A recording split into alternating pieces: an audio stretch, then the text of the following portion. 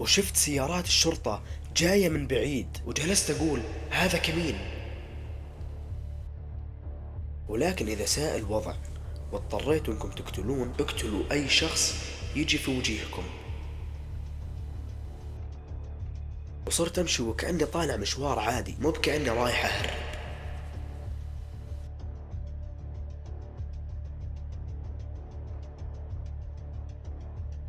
السلام عليكم ورحمة الله وبركاته، معكم أخوكم عادل ستو أو أبو تركي، واليوم جيتكم بالجزء الرابع من قصة المهرب مطلق. الجزء هذا إن شاء الله راح يكون مرة قوي، وراح يكون مليان بالأحداث القوية. يعني حرفيا هذه الحلقة عبارة عن حماس بحماس. وقبل ما ندخل القصة، حاب إني أشكركم على الدعم اللي صار بالفيديو اللي فات، أشكركم مرة على هذا الدعم اللي صار، وحاب برضو أتشكركم على 300 مشترك. وما أبغى أطول عليكم أكثر، لا تنسى اللايك والاشتراك، ويلا ندخل القصة.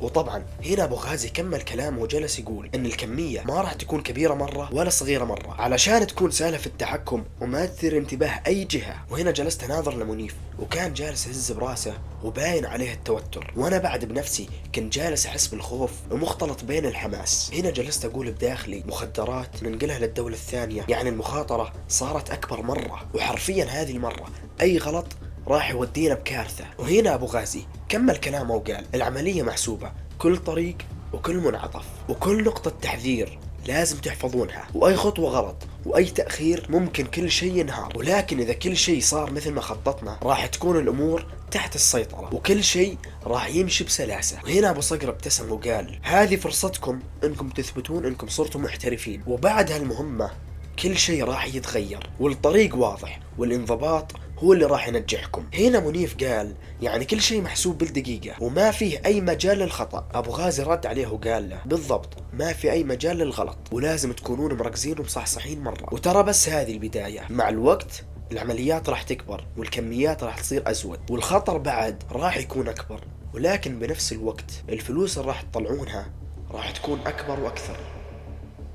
جلسنا ساكتين انا ومنيف شوي وجالسين نستوعب حجم المسؤولية اللي علينا والخطر اللي علينا، وكل ثانية كانت تمر احساسنا بالخوف والحماس كان يزيد. انا هنا نطقت وجلست اقول يا شيخ ابو غازي هذه العملية متى راح تكون بالضبط؟ وش تفاصيلها؟ يعني الطريق والوقت، نبغى نعرف كل شيء. يعني باختصار يا شيخ لازم نعرف كل شيء قبل ما نبدأ علشان ما نغلط. هنا ابو غازي ابتسم ابتسامة صغيرة وبعدها قال تمام، العملية بتكون بعد 3 أيام بالضبط على الساعة 2:30 بالليل، والطريق محفوظ، وابغاكم تكونوا عارفين كل نقطة تحذير وكل منعطف تكونوا حافظينه. هنا قلت له طيب الطريق كيف نعرفه؟ وهل فيه مخارج احتياطية لو صار أي شيء؟ هنا ابتسم أبو صقر وبعدها جلس يقول هذه من أهم المهارات اللي تعلمتوها، ولو صار شيء في مخارج احتياطية. أبو غازي هنا قال ركزوا، ترى الوقت مهم ولكن الانضباط أهم منه، لو نفذتوا كل شيء مثل ما خططنا العملية بتنجح 100%. أنا هنا جلست أقول ببالي العملية بعد 3 أيام على الساعة 2:30، وأي خطأ راح يودينا بداهية، يعني حرفيا ما في أي مجال للخطأ، فلازم نكون مستعدين مرة. وخلال ال3 أيام اللي قبل العملية ما وقفنا تدريب أنا ومنيف مع أبو صقر، كل طريق وكل منعطف نحفظه ونكرره. بصراحة بيني وبينكم كل شيء محسوب، ولكن بداخلي مرتبك وخايف واحس اي خطأ ممكن يدمر كل شيء. الخوف والحماس كانوا يتصارعوا بداخلي، الفلوس جالسة تشدني والخوف جالس يوقفني. بصراحة بيني وبينكم ودي احد يقول لي لا تكمل هذا الطريق، ولكن ما في اي احد يقول لي هذا الكلام، ولازم اتحمل واكمل.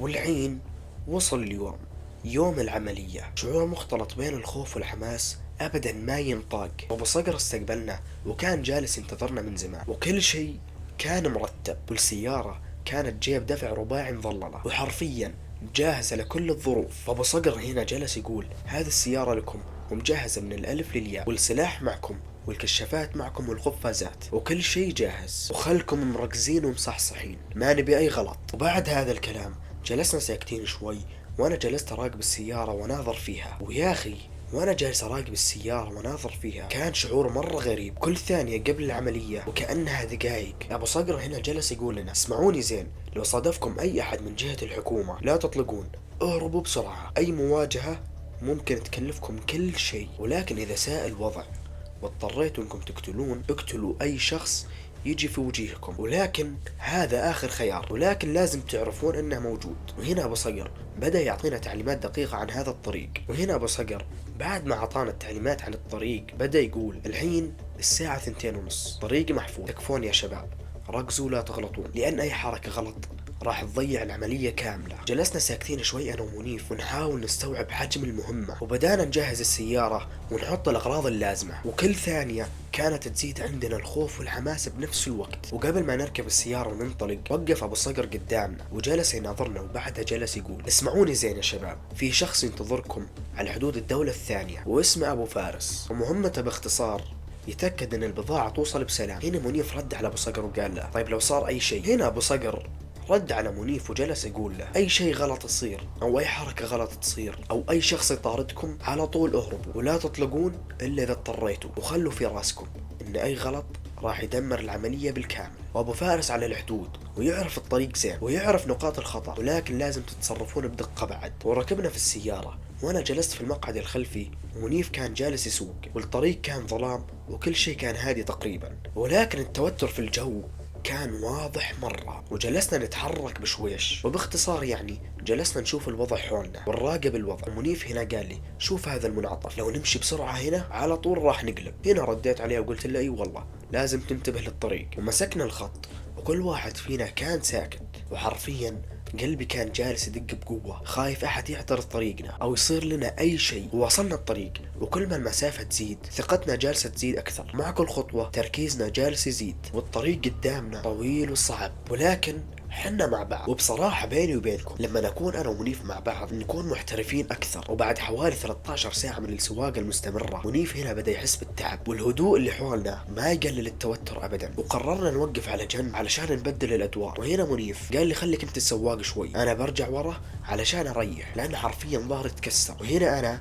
ركبت مكانه وقلبي بدأ يدق بسرعة والمسؤولية كلها علي الحين، وحرفيا لازم أكون مركز ومصحصح للطريق مرة. وهنا بدأت أدعس شوي شوي وبدأت أراقب الطريق. وبعد تقريبا 5 ساعات من السواقة وقفنا شوي على جنب علشان نريح، والجو كان هادي ولكن برضو كنا متوترين والطريق كان مرة طويل. وبعد ما ريحنا واخذنا نفسنا رجعنا ركبنا السيارة مرة ثانية. كنت أنا اللي جالس أسوق ومنيف كان جالس يريح. وبعد ساعات طويلة من السواقة الطريق بدأ يتغير علينا، الأرض صار فيها علامات الحدود، والشعور أننا بنوصل المكان اللي فيها أبو فارس صار أقوى. وفجأة على الطريق شفت شخص على الجنب وكان واقف ومعه كشاف صغير، وكان طويل وعريض وباين عليه أنه صار له سنين في هذه المهنة. أنا هنا على طول قلت أن هذا أبو فارس. وقفت السيارة شوي جلست أشر لمنيف، جلست أقول له شوف هناك أبو فارس. وهنا منيف رد علي بابتسامة خفيفة وما قال أي شيء. هنا قدمت الموتر شوي عند الرجال هذا ولبكت عنده، وهنا على طول الرجال جلس يقول بدون أي مقدمات كفو عليكم سويتوا شغل كويس. الطريق كان طويل مرة وصعب ولكن لازم تركزوا لأن المهمة الجاية راح تكون أصعب. وجلسنا أنا ومنيف ساكتين ما تكلمنا بأي شيء، يعني تقدرون تقولون أن كل واحد فينا جالس يحاول يسيطر على نفسه. وهنا أبو فارس ركب معنا بالسيارة، وجوده معنا كان يعطينا شعور بالثقة ولكن بنفس الوقت زاد التوتر. رجال كبير بالعمر وشخصيته قوية، حرفيا كل خطوة معه لازم تكون محسوبة. وهنا أبو فارس ابتسم وجلس يقول بصوت هادي هذه أول مرة نسوق مع بعض ولكن لا تقلقوا أنا أشتغل مع أبو غازي، ولكن أنا هنا مستلم كل شيء، أنا هنا علشان أوجهكم وأرشدكم. وبدينا نتحرك وأبو فارس بدأ يعلمنا على الطريق بزيادة. منيف هنا قال هذه أول مرة أشوف الطريق بالكامل. وهنا قربنا من الحدود والطريق صار أصعب، منطقة مختلفة وطريق مختلف، وأبو فارس كان يراقبنا باستمرار ويأشر لنا بيده ويصحح لنا أي خطأ. وبعد بشوي أخيرا وصلنا لمنطقة الحدود ووقفنا بعيد شوي عن المكان طبعا. وأبو فارس هنا نزل من السيارة وتوجه للمهربين الثانيين وجلس يتعامل معهم بكل هدوء وثقة. وسلمنا البضاعة وتأكدنا من كل شيء، وبعد دقائق طويلة من الفحص والتسليم المهربين الثانيين أخذوا البضاعة وسلمونا الفلوس. وأبو فارس تابع كل شيء وتأكد من كل نقطة وكل لحظة وكل شيء كان مضبوط. وهنا حسيت بشعور غريب، كان شعور الخوف ومختلط بالرضا، واستغربت ان كل شيء صار بسلاسة ما صار اي غلط. وجلسنا شوي نرتاح بعد المهمة. الطريق كان طويل وخطير والتوتر كان مستمر ولكن التركيز كان مطلوب. وهنا انتهى كل شيء بشكل ناجح وخلصنا اول مهمة، وابو فارس كان واقف قدامنا بثقة وكان يعرف ان المهمة تمت مثل ما هو مطلوب، واننا بدانا نفهم معنى الشغل المنظم والخطر الحقيقي. وبعد ما تم التسليم البضاعة واخذنا الفلوس ركبنا السيارة مرة ثانية، والطريق كان طويل ومظلم وكل منعطف كنا نحسبه بدقة وحذر. وابو فارس كان جالس جنبنا وكان ساكت اغلب الوقت وكان يراقب الطريق ويوجهنا. وهنا ركزت على الطريق وبدأت الاحظ كل شيء، اي ضوء بعيد واي حركة سيارة، وحرفيا كل منعطف صار محفور بذهني، وشعور الثقة بدأ يطلع تدريجيا. ولكن مع الأسف ما في أي شيء يكمل، توتر دائما حاضر، والليل كان ساكن إلا صوت السيارة هو اللي كاسر الصمت. هنا أبو فارس تكلم وجلس يقول خلي عيونكم على الطريق وركزوا كويس، وإذا تشوفون قدامكم أي حركة غريبة أو أي سيارة وقفوا على طول وانتظروا لين يروح. وطبعا حنا جالسين نسمع كلامه وننفذه بالكامل. ومع مرور الوقت بدأنا نقرب من المدينة والإضاءة في الطريق بدأت تبان وشعور بالراحة بدأ يظهر علي. ولكن كل واحد فينا كان ساكت ويحاول يستوعب حجم المهمة اللي أنجزناها. هنا أبو فارس جلس يناظر فينا ويقول شوفوا المهمة تمت بنجاح وكل خطوة كانت محسوبة، وأي خطأ كان ممكن يدمر كل شيء، ولكن الحمد لله كل شيء مر بسلاسة. بس اليوم أثبتوا أنفسكم، وبهالطريقة أبو غازي راح يكون راضي عنكم. وبعد كلام أبو فارس هنا جلسنا ساكتين شوي، وكنت جالس أحس بشعور الإنجاز والخوف. وكل لحظة على الطريق كانت درس في التركيز والانضباط والتعامل مع الخطر. ووصلنا أخيرا للمدينة وكل شيء كان مضبوط والمهمة تمت بنجاح. أبو فارس ظل معنا علشان يضمن وصولنا بدون أي مشاكل. هنا حسينا أننا صرنا أقوى وأكثر استعداد للمهمات الجاية. وصلنا أخيرا للمستودع وشعور الراحة كان واضح بعد الطريق الطويل والخطر المستمر. أبو فارس نزل أول واحد وأشر لنا بهدوء وبدأ يتأكد أن كل شيء تمام قبل ما ندخل. ودخلنا المستودع. أبو غازي كان جالس في زاوية كبيرة من المكان وظهره كان مستقيم وعيونه جالسة تراقب كل شيء. ولما شافنا ابتسم ابتسامة صغيرة وجلس يقول هلا والله كيف الطريق، كل شيء تمام؟ هنا أبو فارس بدأ يتكلم أول واحد. العملية تمت بنجاح والطريق كان صعب ولكن مشينا على حسب الخطة والحمد لله الأمور مشت بسلاسة. هنا ابتسم أبو غازي وقال زين ممتاز، ولكن التفاصيل أبي أعرف كل شيء، أبي أعرف كل خطوة كانت على الطريق. وهنا أنا ومنيف بدأنا نتكلم ونقول له وش صار معنا على الطريق وش سوينا ومتى وقفنا ومتى ما وقفنا، وجلسنا نقول لجميع التفاصيل. وأبو غازي كان جالس يسمعنا وكان مركز وجالس يهز راسه ويبتسم. وهنا أبو فارس أضاف على كلامنا أي خطأ بسيط كان من الممكن يضيع كل شيء، ولكن كل شيء مضبوط والتسليم تم بنجاح. وصلنا البضاعة واخذنا الفلوس. هنا أبو غازي سكت شوي وبعدها جلس يقول زين هذه البداية بس، وعلى فكرة أي خطأ أو أي تهاون راح يدمر كل شيء، ولكن اليوم أثبتوا أنفسكم وبهالطريقة أنا راضي عنكم. أبو غازي كمل كلامه وجلس يقول المهام الجاية يا شباب راح تكون أكبر، لكن خلوا بالكم المخاطر راح تكون أكبر، ولكن إذا تم الشغل بدقة كل شيء يمر بسلاسة وتثبتوا أنكم قد المسؤولية. وكمل كلام أبو غازي وقال والحين انصرفوا كل واحد يروح بطريقة وخلكم جاهزين لأي نداء، ترى الأمور ما توقف والمفاجآت كثيرة، وإذا جيت أناديكم ما بأي تأخير. هنا ردينا عليها أنا ومنيف بصوت واحد وقلنا له مفهوم، وقمنا من مكاننا وطلعنا من المستودع مع أبو فارس وودعنا عند الباب وراح في سبيله. هنا منيف ناظر فيني وجلس يقول والله يا مطلق حنا دخلنا عالم ثاني مرة مختلف، فلوس وشغل مرتب ودعم قوي، ما بقى إلا نتحكم في السوق كله. أنا هنا ضحكت معاه ضحكة خفيفة ولكن من داخلي ما كان نفس الشيء. أنا من داخلي جالس أقول أنا وش جابني هنا، وش ذا الطريق اللي ما له نهاية. كل يوم جالسين نغوص أكثر وأكثر وصرنا نتعامل مع ناس أكبر مننا، عصابات وتهريب ودم، ولحظة واحدة من الغلط بتودينا ب60 داهية. بصراحة أنا مو عاجبني الوضع، ما هو بعاجبني أبدا. ومشينا شوي بطريقنا المخطئ وكل خطوة جالسة تزيدني قلق. ما حسيت إني جالس أعيش، حسيت إني جالس أركض ورا شيء يجرني للنهاية. وبصراحة بيني وبينكم جالس أفكر بيني وبين نفسي أنا ما كنت أحلم بكذا، بل كنت أبي أعيش حياة هادية مع أمي وأخوي ونعيش بسلام وأشتغل شغل نظيف وارجع للبيت وقلبي مرتاح، مو أجلس خايف كل لحظة إن الباب ينكسر علينا أو الشرطة تمسكني. بعدها تنهدت وجلست أقول لنفسي طيب على الأقل أمي وأخوي ما راح يحتاجون أي شيء، كل شهر أرسل لهم واحد من الشباب يوصل لهم فلوس وكل شيء يحتاجونه يوصل لهم، أغراض ومصاريف، حتى لو قالوا يبغون شيء تافه أجيبه لهم، ما أبيهم يحسون بالنقص اللي كان زمان. ولكن هل الفلوس تكفي؟ يعني باختصار هل راح تشتري لي راحة بالي؟ ما أدري والله، بخلي الجواب لكم. يمكن نهايتي قريبة، يمكن أصحى بيوم من الأيام وألاقي نفسي محاط بالجنود أو غارق بدمي بنص الصحراء. ولكن أمي وأخوي وش بيصير فيهم؟ أنا أبدا ما أبغاهم يعرفون النهاية الحقيقية، يكفيهم أنهم يظنون ولدهم يشتغل شغل شريف. حتى لو الكذبة أهون من الحقيقة. خطواتي كانت هادية ومنيف يمشي قدامي بكل حماس، ولكن أنا غارق في هواجيسي. الطريق قدامي طويل ولكني ما أشوف فيه نور.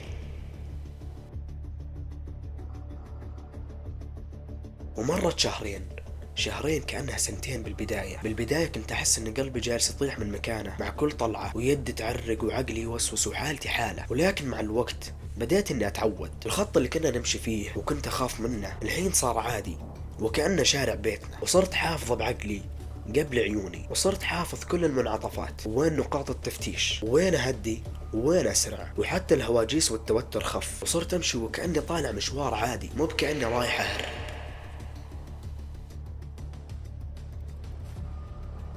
والعمليات بدأت تجي ورا بعض. يوم نروح نوصل صناديق صغيرة، ويوم نشيل كميات كبيرة بسيارة مظللة. مرات يكون الطريق فاتح وسهل، ومرات ننجبر نغير الخطة. ومن الوقت للثاني يطلع معنا أبو صقر، ذاك الرجال اللي يسمونه داهية التهريب. ما يضحك أبدا ولا يطول بالكلام، ولكن وجوده كافي انه يخلي اي شخص يحس بالامان، ويعرف الطرق مثل كف يده، ويعرف كيف يتعامل مع اي موقف. وبمرة من المرات طلع معنا خط تهريب، ولما شاف نقطة تفتيش قدامنا مباغتة جلس يقول هد السرعة ولف مع الخط الترابي ولا تستعجل ابدا، خلهم يشوفونك انك واثق. وفعلا مشينا على كلامه وعدينا وكأننا ما شفناهم. ومن بعد هذا الموقف منيف ابدا ما وقف انه يمدح ابو صقر، ولكن انا كنت ساكت، ولكني كنت عارف من داخلي ان بدون هذا الرجال ما راح نرجع سالمين. وروتيننا اليوم يتغير. قبل كنت احسب كم طلعنا من السرقة وافكر وين نصرفه، الحين الوضع صار اسهل، نروح ونجيب ونوصل والفلوس تجينا من غير وجع راس. حتى صار بيني وبين منيف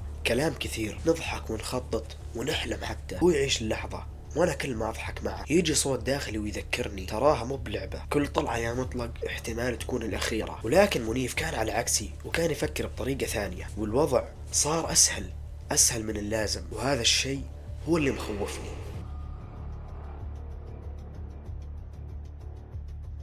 وبيوم من الايام كنت جالس انا ومنيف بهدوء بزاوية الغرفة، وكل واحد فينا ماسك كوب شاهي بيده وجالسين نسولف سوالف عادية. ومنيف جالس يضحك ويقول لي عن احد المواقف اللي صارت معه وهو طالع مشوار، وانا جالس اضحك معه واحاول انسى همومي. والجو كان هادي وبارد، وكانت تيجي نسمة هواء باردة من الدريشة. ولكن فجأة وحنا جالسين فجأة الباب ينفتح بقوة ودخل علينا أبو صقر، وكان واقف مثل الجبل وكتفه كان عريض وحاط السلاح على ظهره. ما تكلم كثير ولا طول بالكلام، وجلس يقول قوموا الحين أبو غازي يبغاكم. أنا ومنيف هنا على طول ناظرنا بعض نظرة سريعة، ولكن ما قلنا أي شيء. ولكن نظراتي أنا ومنيف وكانها جالسة تقول وش السالفة. وقمنا بدون نقاش وأخذنا نفس عميق وكأننا جالسين نتهيأ، ومشينا وراء أبو صقر. ما في غير صوت خطواتنا وحنا جالسين نمشي. قلبي بدأ يدق بسرعة ما أعرف ليش، وكأني حاسس أن الموضوع هذا ما هو بسيط. ودخلنا للقاعة الكبيرة اللي دايم يجلس فيها أبو غازي، وكان جالس على كرسي مرتفع وقدامه طاولة مليانة أوراق وأكواب قهوة، والدخان جالس يلف حوله من كثر ما يدخن. وهنا رفع راسه بشويش وبدأ يقول بصوت هادي وجدي يا حي الله بالثيابة، تعالوا جلسوا، عندنا سالفة كبيرة الليلة وأبيكم تسمعونها زين. هنا أنا ومنيف جلسنا على الكراسي والهدوء مالي المكان. أبو صقر هنا وقف جنب الباب وعيونه كانت جالسة تراقبنا. وهنا أنا بهذه اللحظة حسيت أن اللي جاي ما هو مثل قبل أبدا.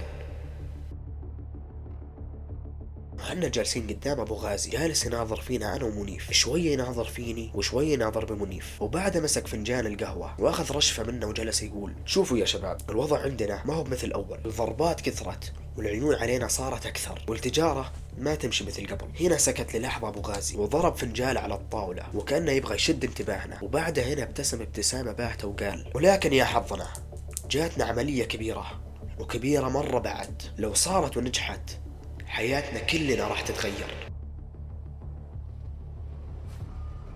العملية اللي جاتنا من أحد المنظمات في دول الشام، ويبغون توصيل كمية، والكمية هالمرة ما هي بسيطة أبدا يا عيال، ما هي بسيطة. جالسين نتكلم عن حمولة تثقل الظهر ولكن بنفس الوقت تثقل الجيب بعد.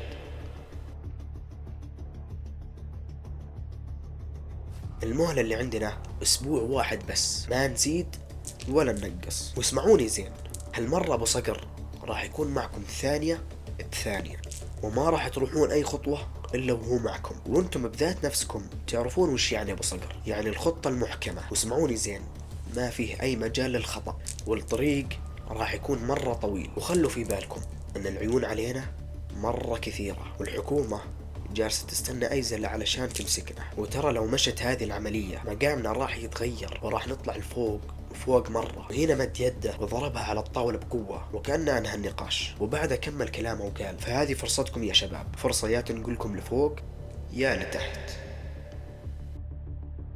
أنا هنا سكت وعيوني كانت على الأرض، والأفكار جالسة تدور براسي مثل الدوامة. ومنيف حاول يخفي توتره بابتسامة خفيفة، ولكن واضح عليه انه متوتر مثلي. ابو غازي رجع يسند ظهره على الكرسي وشغل سيجارة وسحب نفس طويل، وبعدها ناظرنا نظرة فيها جدية للآن ما أنساها. وبعد هذه النظرة كمل كلامه وقال: اسمعوني زين، بعد ما تطلعون من حدود البلد أبو صقر بياخذكم لواحد من جماعتنا، والرجال هذا نعرفه زين، وبيتكم راح يكون عنده مأمن، وتريحون عنده كم ساعة وبعدها تكملون الطريق، ولا تفكرون ولا تشيلون أي هم. الرجال هذا جربناه سنين ولا مرة خيبنا. طبعا هو جالس يتكلم وأنا جالس أتخيل كل خطوة وكأنها فيلم قدام، مثل ما أنت الحين يا عزيزي المشاهد جالس تتخيل المشاهد في راسك. هنا أبو غازي كمل كلامه وقال: التهريب هذه المرة كامل مكمل، ما فيه لا اجتهاد شخصي ولا ارتجال، والشغل مرتب من فوق لين تحت، والطريق مأمن بكامل تفاصيله، وإذا مشت ما حد راح يقدر يوقفكم غير رب العالمين.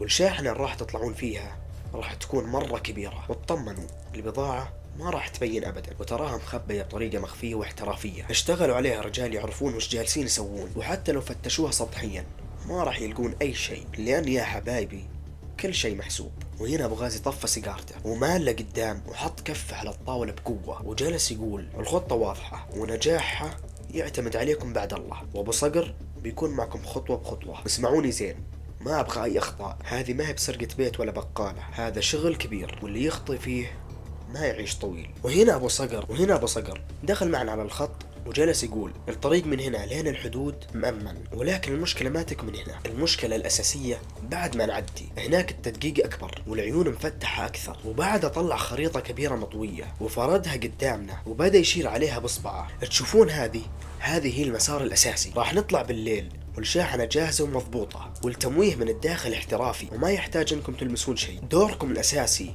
هو السواقة والحذر، ومنيف يسوق أول المسافة وانت يا مطلق تستلم بعده، وكل واحد له نصيبه من الطريق، ما نبي أي أحد ينهك أو يتعب. أبو صقر جالس يتكلم وأنا جالس أسمعه وابلع ريقي، وكأني جالس أحاول أثبت لنفسي إني قد هذه المهمة. وهنا أبو صقر كمل كلامه وقال: إذا صادفتنا نقطة تفتيش لا تشدون أعصابكم، بالعكس تصرفوا عادي وافتحوا الدرايش وخلوا وجيهكم طبيعية، وإذا سألوكم أي شيء عن الحمولة بوقتها تقولون أنكم محملين بضاعة تجارية، ولا تشيلون هم، أوراقها جاهزة ومطابقة، والتفتيش على الأغلب راح يكون سطحي وما راح يكشف أي شيء، بس لو جت مشكلة أنا اللي أتصرف وأنتم تلتزمون بالهدوء، لكن لو لا قدر الله انكشفت هنا يختلف الوضع. أول خيار عندكم أنكم تهربون من الطريق اللي علمتكم عليه، وتراه محفوظ وتقدرون تخلونه وراكم بدقايق، لكن لو ما صار مجال. هنا أبو صقر مد يده على سلاحه وضرب بيده على الطاولة وجلس يقول: الخيار الثاني الرصاص. الرصاص آخر خيار، ولكن مثل ما قلت لكم قبل هو آخر خيار ولكنه موجود، ولا أحد يقرب من البضاعة ولا ابن أمه يلمسها. وبعد ما نعدي الحدود راح ناخذ لفة طويلة ونوصل بيت الرجال اللي نوثق فيه، هذا بيت أمان وترتاحون فيه وتجددون طاقتكم وتاخذون أنفاسكم، ومن هناك نكمل طريقنا للشام. والعملية هذه لازم تتم خلال أسبوع، ومثل ما قال أبو غازي لا ننقص ولا نزود، وما فيه أي مجال للتأخير. اسمعوني زين، اللي قدامنا الحين ما هو بلعبة أبدا، إذا نجحنا راح تفتح لنا أبواب أكبر وأكثر وفلوس ما تخطر ببالكم ولا عمركم حلمتوا فيها، وإذا فشلنا ما في شيء اسمها رجعة. هنا أنا هزيت راسي بهدوء وقلبي جالس يعصرني بين الخوف والطموح وبين الحلم والكابوس. وهنا أبو صقر جمع الخريطة ووقف، وبهذه اللحظة الهدوء كان مالي الغرفة، ما بقي إلا صوت أنفاسنا وصوت الكراسي. وفجأة أبو غازي رفع راسه عن الطاولة وجلس يقول بصوت عالي: اسمعوني يا عيال، أنا ما جبتكم هنا عبث ولا دخلتكم بيننا علشان تسوون شغل صغار، لا أبدا، أنتم الحين أثبتوا أنفسكم عملية بعد عملية، أثبتوا لي إنكم رجال فعلا، والحين قدامكم الفرصة اللي ممكن تغير كل شيء. وبعدها وقف وبدأ يمشي قدامنا بخطوات بطيئة، وبعدها قال أبو غازي: الشيء اللي حنا جالسين نسويه الحين ما هو بمجرد تهريب، بل هذه صفقة تنكتب بتاريخنا، وإذا نجحت ما في ابن أبوه يقدر يوقف بوجيهنا، وصدقوني الكل بيصير يحسب لنا 1000 حساب. ووقف قدامي وقدام منيف، بعدها كمل كلام: انتم الحين مو بمجرد صبيان، من اليوم انتم رجال العصابة، رجال يعتمد عليهم اللي يشيلون الشغل الكبير. ورجع لمكانه وجلس وضرب الطاولة بقوة. من قوة الضربة الاكواب اللي على الطاولة طاحت. وجلس يقول بصوت عالي: ابيكم تروحون وتتجهزون، وابغاكم تكونوا مصحصحين ومركزين، لان ما في مجال لخطأ واحد. العملية هذه يا تكسر الدنيا يا تكسرنا، واللي قدامي انا متأكد انه مذياب، والذيب ما يرحم.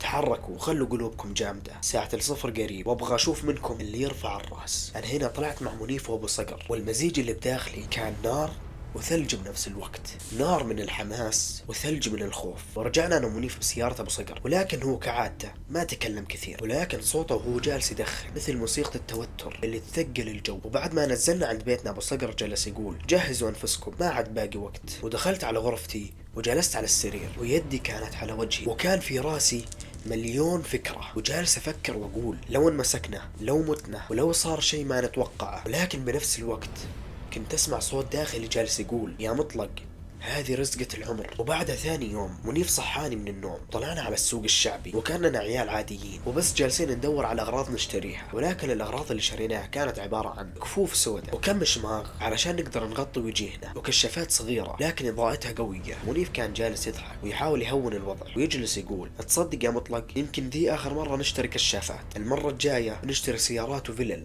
جلست أضحك معه، ولكن ضحكتي ما وصلت لقلب. ولكني نظرت له وجلست أقول: يا منيف، تحس اننا جالسين نلعب بالنار؟ منيف هنا سكت شوي، ولكن بعدها رد علي وقال: ايه احس بذا الشيء، ولكن تدري احيانا النار هي اللي تدفيك. ورجعنا من السوق بعد العصر، وكل واحد فينا مع الشنطة حقته ومليانة أغراض نحتاجها. وجلسنا بالبيت وكنا جالسين نرتب الأغراض ونشيك على الملابس اللي راح نلبسها يوم العملية. والصمت كان يغطي كل شيء إلا همساتنا. وبينما منيف كان جالس يجهز شنطته، أنا كنت جالس أفكر بيني وبين نفسي: وش لو جاتني لحظة خلاص؟ وش لو أوقف؟ واحد يجلس يقول لي: كافي يا مطلق، لا تكمل. ولكني مع الأسف ما لقيت هذا الشخص. حتى نفسي صارت تدفعني إني أكمل هذا الشيء وأكمل هذا الطريق. وقبل يوم العملية بساعات أبو صقر نادانا وجلس يقول: تعالوا يا شباب، لازم تشيكون الشاحن وتفحصون كل شيء بأنفسكم، هالمرة الوضع غير، ومثل ما تعرفون ما فيه أي مجال للخطأ. ومشينا مع على داخل مستودع ضخم على طرف المدينة، وريحة هذا المستودع كلها زيوت وديزل. وأول ما فتح الباب المعدني الكبير دخلنا على المستودع، وهناك وقفت الشاحنة، وكانت شاحنة ضخمة، وكان لونها أبيض وإطاراتها جديدة، وكانت الدرايش مظللة. أبو صقر جلس يقول: هذه هي اللي بتشيلون فيها كل شيء. وقربنا أنا ومنيف وفتحنا الباب الخلفي للشاحنة، وكانت البضاعة مرتبة بدقة عالية. وأول ما تفتح الشاحنة تلاقي بوجهك صناديق خشب كبيرة مكتوب عليها مواد غذائية وأكياس رز وسكر مزيفة. ولكن أول ما رفعنا واحد من هذه الأكياس اكتشفنا أن وزنها مرة مختلف. ومد يد أبو صقر وفتح أحد الصناديق قدامنا، ولقينا بداخله أكياس صغيرة محكمة الإغلاق، وكانت بيضة مرصوصة صف فوق صف. وأبو صقر جلس يقول لنا بكل برود عن أنواع هذه المخدرات وعن الكمية، وكانت يا أخوان حرفيا كمية مرة كبيرة، وجلس يقول إنها مربحة مرة. وبجنب أبو صقر كان في صندوق ثاني وفتحه، ولقينا بداخل هذا الصندوق أسلحة وذخيرة. وجلس يقول أبو صقر إن هذه احتياط وما راح نستخدمها إلا وقت الضرورة. وأنا ما أقول لكم إننا نذبح، أنا قلت لكم اهربوا إذا صار أي شيء، ولكن إذا صار شيء لا قدر الله هذه بتحفظ أرواحكم. أنا وقفت مصدوم وماسك أحد المسدسات ويدي ترجف، حسيت نفسي كأني داخل فيلم أسود. ولكن المشكلة إني ما أقدر أطلع من هذا السيناريو. وهنا أبو صقر التفت لي وجلس يقول لي: وش فيك يا مطلق؟ ترى اللي يخاف يموت قبل ما يواجه. ما قدرت إني أجاوبه، ولكن منيف تدخل وجلس يقول: لا ما عليك، مطلق معي وما راح نخذلك.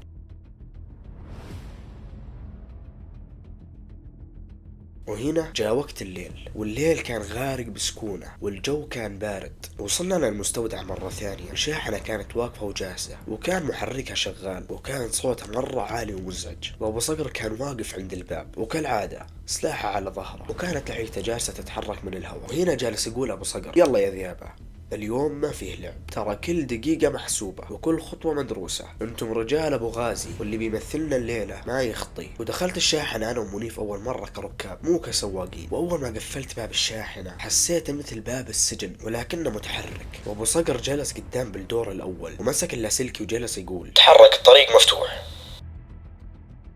رفع رجله عن الكلتش وبدأ يدعس بنزين، والشاحنة بدأت تتحرك بشويش ثم تسارعت وطلعت من المستودع. وكنت جالس جنب منيف وعيوني كانت على أرضية الشاحنة، كنت جالس أهوجس وأفكر وين بيوصلنا هذا الطريق، وأفكر في وجوه الناس اللي نايمة في بيوتهم وما يدرون إن في شاحنة جنبهم جالسة تمر ومحملة سموم. ومنيف كعادته جالس يناظرني ويضحك بخفة ويحاول يخفف الجو ويجلس يقول يا رجال خلها راح تمشي وكلها كم ساعة بنكون ضاربين هذا المبلغ. وابتسمت له ابتسامة باهتة وما رديت عليه. وهنا أبو صقر كسر الصمت وجلس يقول بصوت عالي اسمعوني زين، أول ما نقطع نص الطريق نوقف عند النقطة اللي محددها أبو غازي، وهناك واحد من رجالنا جالس ينتظرنا، بنرتاح عنده ونضبط وضعنا ومن ثم نتحرك وبعدها نكمل للحدود والطريق راح يكون مأمن. فذا أنا أحذركم لا تغلطون ولا أي غلطة، لأن الغلطة الواحدة كافية أنها تدمرنا كلنا. وبعدها أخذ نفس والتفت علينا من قدام وجلس يقول واليوم انتم ما عاد صرتوا عيال جالسين يتعلمون، انتم الحين رفاق درب،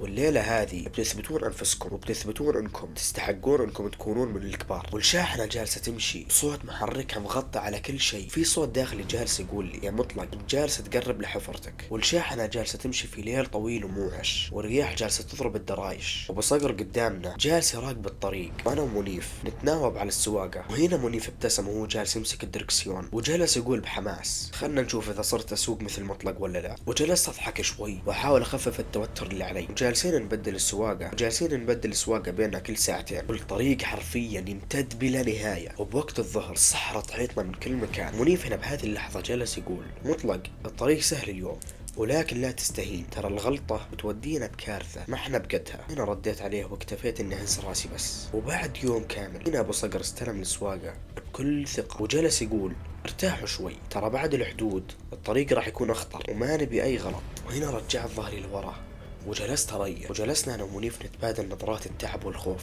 ومع ابو صقر حسينا بأمان مؤقت ولكن من داخلي كان يغلي، ويمكن نخلص هذا الطريق آمنين ويمكن نضيع فيه. وكنا أنا ومنيف جالسين في الشاحنة والجو كله توتر والشمس قريبا هتغيب، وفجأة بدون أي سابق إنذار أبو صقر خفف السرعة وجلس يقول يا شباب قدامنا نقطة تفتيش كبيرة.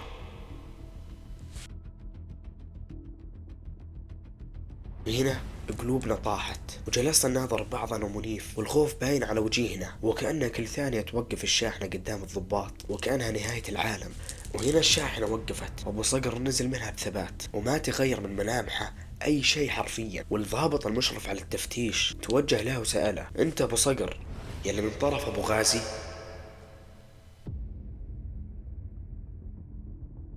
ابو صقر هنا ابتسم ابتسامة عريضة وهز راسه وجلس يقول لي انا ابو صقر. الضابط هنا سكت للحظة وجلس يناظر فيه وكأنه يتأكد من صدقه، وبعدها هز راسه وجلس يقول اتفضل امشي. وهنا ابو صقر رجع للشاحنة وفتح الباب وجلس يقول يلا خلنا نمشي. هنا انا ومنيف كنا مذهولين من اللي صار ومو بفاهمين اي شيء، ما كنا مصدقين كل هذا الخوف اللي كان في قلوبنا اختفى بلحظة واحدة. منيف هنا جلس يهمس لي ويقول سبحان الله الرجال هذا عجيب. انا هنا جلست لكن قلبي للحين جالس يدق بسرعة وبين مصدق ومكذب اللي صار، ولكن شعور غريب من الأمان بدأ يجيني مع ابو صقر. ولكن هذا السؤال ظل يضغط علي وما قدرت اني استحمل وظل ساكت، وعلى طول سألته اياه وجلست اقول له يا ابو صقر الضابط كيف يعرفك وكيف يعرف ابو غازي، واصلا كيف خلاك تعدي بهذه السهولة؟ هنا على طول ابو صقر ابتسم ابتسامة خفيفة وجلس يقول شوف يا طويل العمر حسب ابو غازي بسيط، الرجال هذا له رجال بكل مكان بكل نقطة تفتيش وبكل طريق فيها عين تراقب، والضابط اللي شفتوه ترى واحد من رجاله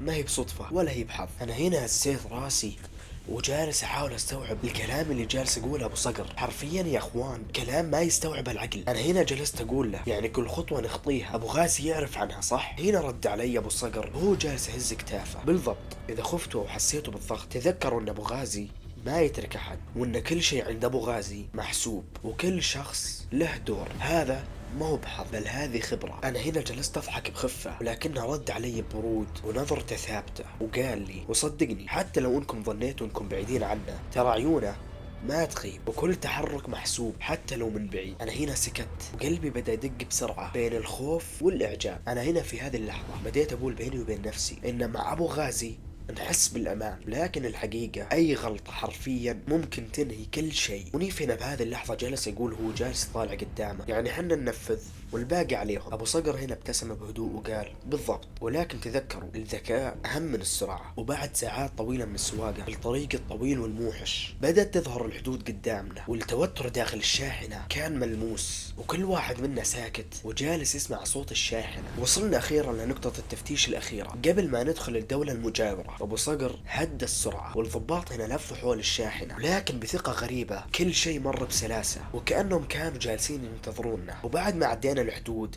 هنا ابو صقر ابتسم وجلس يقول تمام تجهزوا، الحين بنروح للرجال اللي قال عنه ابو غازي. انا هنا سألته مين هذا الرجال؟ رد علي ابو صقر هذا الرجال اسمه ابو سامر، واحد من رجال ابو غازي، وهناك عنده بيت مأمن، وهناك نرتاح شوي ونتجهز للمرحلة الأخيرة. وبدينا نمشي على طرق فرعية بعيدة عن الطريق العام، وكل ثانية كانت تزيد توتري، ولكن وجود ابو صقر خفف شوي من التوتر. وبعد حوالي 45 دقيقة من السواقة وصلنا لمنطقة فيها عيش شوي، وهناك كان بيت ابو سامر. وابو صقر وقف الشاحنة، فتح الباب الخلفي وجلس يقول هذه نقطة الأمان، ارتاحوا شوي وراقبوا الطريق من هنا وبعدها نكمل الشحنة. وابو سامر يعرف كل شيء، لا تشيلون هم. ونزلنا انا ومنيف وجالسين نناظر ببعض، ونظراتنا كأنها توحي بالأمان المؤقت، ولكن بكل ثانية كنت جالس أفكر ما بعد المرحلة الأخيرة واللي ينتظرنا من تهريب ومخاطر. ما مدانا نجلس شوي إلا جاء أبو صقر وقال لنا يلا الطريق آمن، وفتح الباب الحديدي حق بيت أبو سامر. المكان كان كبير مرة حرفيا، وكان محمي، وكل زاوية من البيت فيها كاميرات. وفجأة وبينما أنا جالس أناظر بالبيت ظهر لنا رجال كان عريض البنية، ملابسه بسيطة ولكن عيونه كانت حادة، وابتسم لنا ابتسامة صغيرة وجلس يقول يا هلا والله، أنتم مطلق ومنيف صح؟ أبو صقر كلمنا عنكم. أنا هنا ظليت ساكت، ومنيف هو اللي رد وجلس يقول إيه حنا. والرجال مد يده وسلم علينا وجلس يقول وهو يسلم أنا أبو سامر وهذا بيتي، وقلبي مطمئن لما نشوف ناس موثوقين من طرف أبو غازي، وانتم تعرفون اللي معنا لازم يكون ذكي وحذر، أنا متأكد انكم كذا. وجلسنا شوي ببيت أبو سامر وأنا جالس أحاول أستوعب المكان. والبيت فيه غرفة مراقبة وخرائط على الجدران وشاشات على الجدران تعرض مواقع وطرق. هنا أبو سامر جلس يقول إن بيته نقطة أمان وأننا نرتاح فيه ونتأكد من أغراضنا ونريح عنده وبعدها نمشي، وأنه يعرف الطريق ويعرف المخاطر ويعرف كيف نوصل الشحنة بدون أي مشاكل. وجلسنا معاه ونحاول نفهم المعلومات، وتخيلوا أنا ومنيف وابو صقر جالسين ونسمع له ونتعلم، والجو كله مليان توتر وحذر ولكن بنفس الوقت شعور بالأمان، وكأننا وصلنا لنقطة نقدر نخطط فيها قبل المرحلة الأخيرة. ومر اليوم بسرعة وجلسنا نتكلم عن اللي صار زمان، عن كل المخاطر اللي واجهناها وعن طرق السواقة اللي تعلمناها، وكل واحد فينا شارك أفكاره وخوفه. لما جاء الليل هنا أبو صقر جلس يقول يلا يا شباب الوقت صار جاهز والليلة هذه راح نتحرك، كل لحظة لازم يكون فيها تركيز. وتذكروا كل اللي عشناه اليوم كان مجرد تجهيز، والليلة هذه هي اللي تحدد كل شيء. وبدينا نجهز الشاحنة ونضبط كل الأمور ونتأكد من كل شيء بالداخل والخارج. وأبو سامر جلس معنا يعطينا التعليمات الأخيرة وبنفس الوقت يراقب كل زاوية. ومع بداية منتصف الليل ركبنا الشاحنة وابو صقر جلس بكرسي السايق وانا ومنيف جلسنا جنبه، وكل شيء كان جاهز، والشارع كان هادي والليل كان ساكت وكأن العالم كله كان نايم. ولكن حنا على وشك مواجهة المرحلة الأخيرة من التهريب، والليل صار بارد مرة والهواء البارد جالس يصفق وجهي، وكل شيء كان هادي إلا من صوت الشاحن اللي يهز المكان بالكامل. وكانت الشاحنة ماشية بسرعة عالية تقريبا على طريق صحراوي، وكان المكان مظلم وما فيه أي نور إلا نور كشافات الشاحنة. وأبو صقر ما قال أي كلمة حتى، ولكن وجوده يعطينا شعور الأمان. أنا عن نفسي كنت جالس أراقب الطريق وأتخيل نقاط التفتيش، أي سيارة ممكن تيجي قدامنا، وكل هذه الأشياء كانت تزيد شعور الخوف والحذر. هنا أبو صقر تكلم لأول مرة وجلس يقول خليكم مصحصحين ومركزين. وظلينا نمشي في الطريق الطويل والمظلم، وبعد ساعات طويلة من السواقة أخيرا وصلنا لموقع التسليم.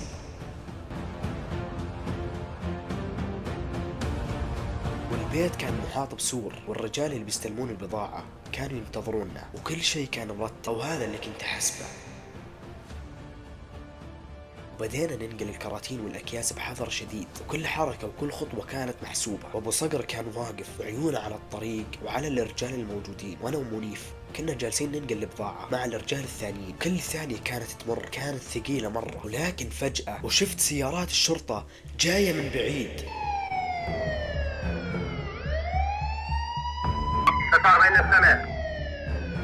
49 موقع 41. وجلست أقول هذا كمين،